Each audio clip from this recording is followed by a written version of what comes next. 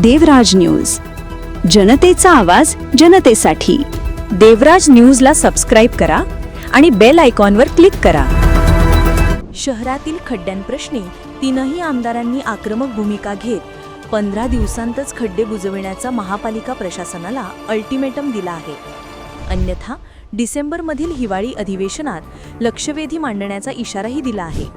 महापालिकेत मंगळवारी दिनांक 25 रोजी आमदार देवयानी फरांदे, सीमा हिरे व राहुल ढिकले यांच्यासह मनपा आयुक्त मनीषा खत्री, अतिरिक्त आयुक्त प्रदीप चौधरी, शहर अभियंता संजय अग्रवाल यांच्या उपस्थितीत खड्ड्यांप्रश्नी बैठक झाली। त्यावेळी आमदारांनी अल्टिमेटम दिला। संपूर्ण शहरातील 6ही विभागात रस्त्यांची चाळण झाली असून रस्ते कधी बुजवण्यात येतील याबाबत आमदारांकडे तक्रारी प्राप्त आल्या होत्या। सद्यस्थितीत मनपाकडून खड्डे बुजवण्याचं काम सुरू असले तरी ते शासनाच्या मार्गदर्शक तत्वानुसार केली जात नसल्याचा आरोप फरांदे यांनी केला आहे।